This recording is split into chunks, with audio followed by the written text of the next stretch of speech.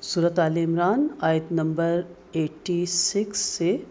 91 تک ترجمہ دیکھ لیتے ہیں پہلے۔ اعوذ باللہ من الشیطان الرجیم، بسم اللہ الرحمن الرحیم۔ کیف یہدی اللہ قوما کفروا بعد ایمانہم، کس طرح ہدایت دے سکتا ہے اللہ ایک قوم کو جس نے کفر کیا ایمان کے بعد۔ وشاہدوا ان الرسول حق وجاءہم البینات، اور انہوں نے گواہی دی بے شک رسول حق ہے اور آئے ان کے پاس روشن نشانیاں۔ واللہ لا یہدی القوم الظالمین، اور اللہ تعالیٰ نہیں ہدایت دیتا ظالم قوم کو۔ اولئک جزاؤہم ان علیہم لعنۃ اللہ والملائکۃ والناس اجمعین، اور یہی لوگ ہیں ان کا بدلہ بے شک ان پر لعنت ہے اللہ کی اور فرشتوں کی اور لوگوں کی سب کے سب۔ خالدین فیہا لا یخفف عنہم العذاب ولا ہم ینظرون، ہمیشہ رہنے والے ہیں اس میں اور نہیں ہلکا کیا جائے گا ان سے عذاب، اور وہ اس میں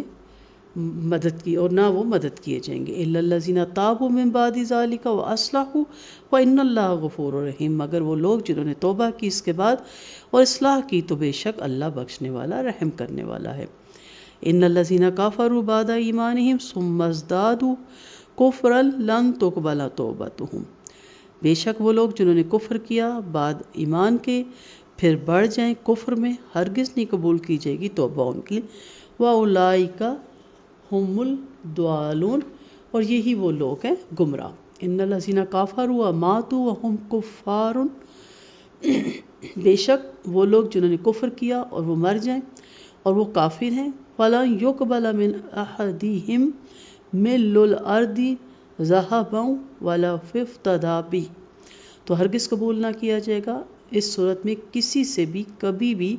زمین بھر اگر وہ سونے میں فدیہ میں دینا چاہے ساتھ اس کے۔ اولئک لہم عذاب علیم، یہی وہ لوگ ہیں جن کے لیے دردناک عذاب ہے، استغفر اللہ، وما لہم من ناصرین، اور ان کا کوئی مددگار نہیں۔ یہاں سے سب لوگوں سے مراد مسلمان ہیں، اور اس لحاظ سے سب لوگ بھی ہو سکتے ہیں۔ اجمالاً ہر شخص جھوٹے، بے عہد اور دغا باز پر بھی لعنت بھیجتا ہے، اور آخرت میں تو کافر خود بھی ایک دوسرے پر لعنت بھیجیں گے اور اپنے قصور کا الزام دوسروں کے سر تھوپیں گے۔ اور آگے پھر یہاں سے آیت جو 86 تھی کہ اللہ تعالیٰ ہدایت نہیں دیتا اس قوم کو جس نے کفر کیا ایمان کے بعد، یعنی یہ کون لوگ ہیں جو اسلام لانے کے بعد مرتد ہو جاتے ہیں، اور وہ گواہ بھی ہیں، ان کی کتابیں بھی اس بات کی کرتی ہیں نشاندہی، اور روشن دلائل یعنی تمام معجزات کے ساتھ ایک پیغمبر آتے ہیں اور ان کا انکار کیا جاتا ہے، تو اللہ تعالیٰ نے ایسی قوم کو ظالم کہا۔ ظالم کون ہوتا ہے؟ ظالم ہوتا ہے جو کسی کا حق ادا نہ کرے۔ ظالمہ کیا ہوتا ہے؟ ظالمہ کا جو اس کا روٹ ہے ظالم کا، کہ کسی چیز کو اٹھا کر اس کی شکل بدل کر اس کی جگہ دوسری چیز رکھ دینا، یا اس کو کسی دوسری جگہ اٹھا کے رکھ دینا،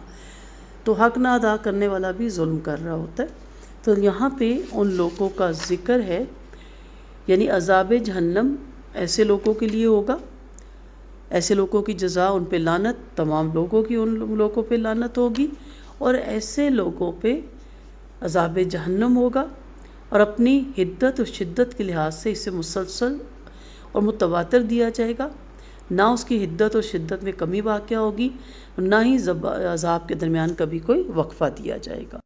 اور پھر بتایا گیا ہاں وہ لوگ ایسے عذاب سے بچ جائیں گے جنہوں نے سچے دل سے توبہ کر لی، کہ انہوں نے دنیا میں ایمان لے آئے اور مخالفت سے رک کے اپنے اعمال اور افعال کی اصلاح کر لی، اور اسلام اور مسلمانوں کے خیر خواہ بن کر ان کی معاونت کرنے لگے، تو ایسے لوگوں کے سابقہ گناہ اللہ تعالیٰ معاف فرما دے گا۔ یہاں لیکن ساتھ ہی اللہ تعالیٰ نے جو توبہ کے بارے میں کہا گیا، یہ دیکھنا پڑے گا کہ توبہ قبول ہونے کی شرائط کیا ہیں۔ اس کی ایک صورت تو یہ ہے کہ مثلا یہود سیدنا موسیٰ علیہ السلام پر ایمان لائے تھے، پھر سیدنا عیسیٰ علیہ السلام کا انکار کر کے کفر کا رویہ اختیار کیا، پھر آپ صلی اللہ علیہ وسلم کا بھی انکار کر دیا جو ان کے کفر میں مزید اضافے کا سبب بن گیا۔ ایسے لوگوں کے حق میں توبہ کبھی قبول نہیں ہوگی۔ دوسری صورت یہ ہے کہ ایک شخص ایمان لایا، پھر اس کے بعد مرتد ہو گیا، پھر اس پر اکتفا نہیں کیا بلکہ اسلامی دشمنی میں اپنی سرگرمیاں تیز کر دیں تو ایسے لوگوں کی بھی توبہ قبول نہ ہوگی۔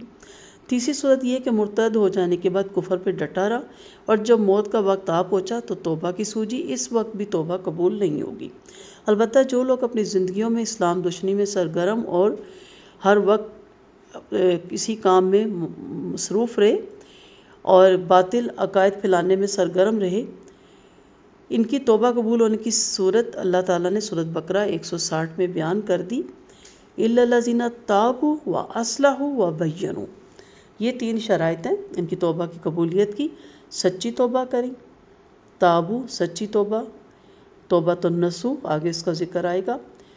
اور وَأَصْلَحُوا اپنے اعمال اور افعال درست کر کے اپنی اصلاح کریں، اور جو کچھ باطل عقائد لوگوں میں پھیلا چکے تھے برملا اس کی تردید بھی کریں۔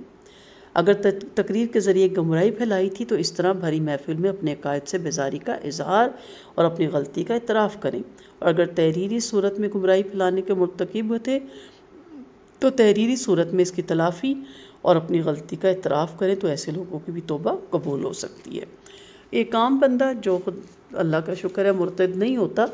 لیکن وہ غلطیوں پہ غلطیاں کرتا ہے، لیکن جب اس کو اللہ تعالیٰ ہدایت دے تو اس کا کام کیا ہے کہ سب سے پہلے تو توبۃ النصوح، توبۃ النصوح ہوتا ہے کہ ادا نہ کرنے کا پکا وعدہ اور پوری کوشش، اور پچھلے گناہوں کی ندامت،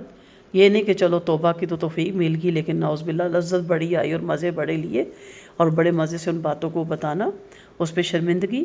اور پھر اس کے بعد توبۃ النصوح اور آئندہ اپنی عقائد کو، اپنے اخلاق کو، اپنے کردار کو بہترین طریقے سے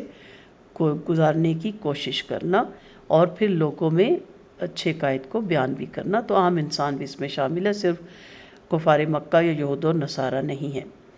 کیوں؟ کیونکہ آخرت میں تو صرف وہ اعمال کام آئیں گے جو کسی نے اپنے لیے آگے بھیجے ہوں گے۔ اگر موت کے وقت یا موت سے چند گھڑی پہلے انسان کے کہ میں توبہ کر لوں تو ایسی توبہ قبول نہیں ہوتی۔ اس طرح توبہ قبول ہو سکتی ہے کہ انسان ساری زندگی غافل رہا لیکن خدا نخواستہ کوئی ایسے حادثے سے گزرا یا کوئی ایسی بیماری لاحق ہوگی جس میں یہ نہیں پتا کہ 1 دن زندگی ہے، 1 سال زندگی ہے یا 20 سال زندگی، اور وہ سچی توبہ کرتا ہے اور کہتا ہے کہ میں اب باقی زندگی چاہے میرے پاس 1 گھڑی کیوں نہیں ہے، میں اس کو اللہ کی راہ میں وقف کروں گا اور زندگی اچھے طریقے سے گزاروں گا، تو اس کے بعد چاہے 1 گھنٹے بعد اس کو موت آ جائے، چاہے 1 سال بعد اس کو موت آ جائے، اس کی توبہ قبول ہے، کیونکہ اس کو یہ نہیں معلوم کہ موت کب آئے گی۔ ہاں موت نظر آ رہی ہوتی ہے کہ موت آئے گی لیکن یہ نہیں معلوم کہ کب آئے گی، کیونکہ جس طرح کے عذاب کی خبر دی جاتی تھی اور 3 دن کا وقت بھی دیا جاتا تھا امتوں کو، اور اگر وہ 3 دن میں توبہ کر لے، کیونکہ عذاب نظر آ رہا ہوتا تھا نا کہ آئے گا، ایک پیغمبر کہہ کے جا رہا ہے، تو پہلے مانتے نہیں تھے ان کی بات، تو اگر وہ اس پہ توبہ کریں جیسے حضرت یونس علیہ السلام کی قوم کی ہوگی تھی، لیکن اگر عذاب آ جائے، سر پہ برسنے لگ جائے، تو پھر تو فرعون نے بھی ڈوبتے ہوئے کہا تھا کہ میں موسیٰ ہارون کے رب پر ایمان لایا، لیکن اس وقت کہا گیا، قرآن میں آیت آتی ہے اب نہیں، تو اس وقت کی توبہ قبول نہیں ہوتی جب جان نکل رہی ہو، کیونکہ ایمان کا تعلق اعمال کے ساتھ ہے۔ اعمال کے سوا معنی مال و دولت کام آئے گا، نہ قربت داری نہ سفارش۔ اس آیت میں یہ صورت پیش کی گئی، وہ بالغرض تسلیم کی جائے، یعنی اگر کسی کافر کے پاس سونے کے ڈھیر حتیٰ کہ زمین بھر سونا ہو تو اس کی آرزو یہ ہوگی کہ سب کچھ دے کر اس وقت میں عذاب جہنم سے جان چھڑا لوں، استغفر اللہ، مگر وہاں یہ بات ممکن نہ ہوگی۔ ہمیں حدیث سے پتہ چلتا ہے کہ آپ صلی اللہ علیہ وسلم نے فرمایا کہ قیامت کے دن اللہ تعالیٰ سب سے کم عذاب والے دوست سے فرمائے گا، اگر تمہارے پاس دنیا اور دنیا کی تمام چیزیں تمہارے پاس اس وقت ہو جائے تو تم فدیے میں دو گے؟ وہ کہے گا ہاں اللہ تعالیٰ بالکل دوں گا۔ اللہ تعالیٰ نے فرمایا جب تو انسانی شکل میں تھا تو میں نے تجھ سے اس سے آسان بات طلب کی تھی، وہ کیا آسان بات تھی کہ توحید پر قائم رہنا، اور کہا تھا کہ پھر میں تجھے جہنم میں داخل نہیں کروں گا مگر تو شرک پر اڑا رہا۔ اللہ تعالیٰ ہمارے عقائد درست کرے اور ہماری توحید پہ خاتمہ کرے اور مرتے وقت ہمیں کلمہ شہادت نصیب کرے۔ وآخر دعوانا ان الحمد للہ رب العالمین۔ سبحانک اللہم و بحمدک، نشہد ان لا الہ الا انت، نستغفرک و نتوب الیک۔ السلام علیکم ورحمۃ اللہ وبرکاتہ۔